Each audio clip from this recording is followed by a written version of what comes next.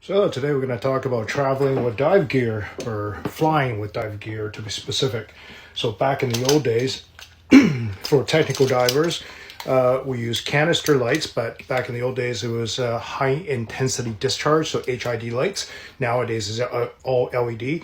So divers got in the habit of actually just putting this into their carry-on because HID bulbs are super fragile.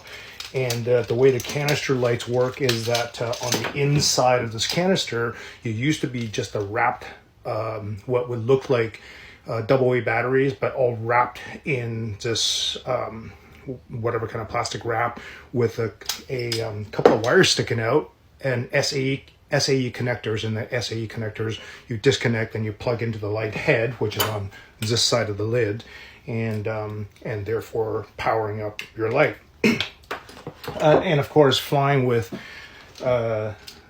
this thing with two wires sticking out of it, when it goes through the security check, is always comical because you always get the people who don't know what dive lights look like, and they call the supervisor over, and usually the supervisor kind of go, especially if you're flying to like Mexico or anywhere it's like high scuba traffic, they see it and they go, oh yeah, no, it's just dive light, it's not a big deal, right? But it is kind of comical because it does set off alarms, right?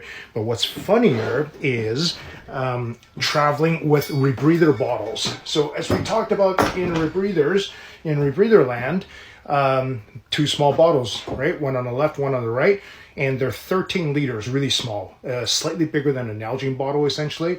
And the reason that that's small is because we don't need very much gas as rebreather divers, right? So we typically, and they're not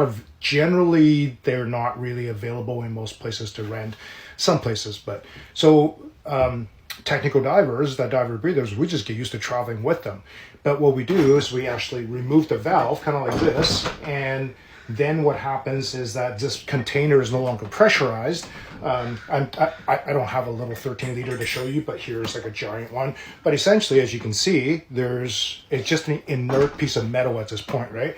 So the story goes that somebody went to the security check and they were getting flagged to get their stuff checked, and the guy said you can't bring a pressurized container onto the aircraft. The diver says, no, they're not pressurized. Here's the valve. The tank is, like, you can look in the tank. There's nothing in it. He goes, well, you have to. So, but the security guy made him spin the valve back on like this, right? All the way on, and then turn the valve to show there's no gas in it. The guy had to do that, and he just couldn't stop laughing. He was like, oh, okay. Like, what? I just thought it's so funny.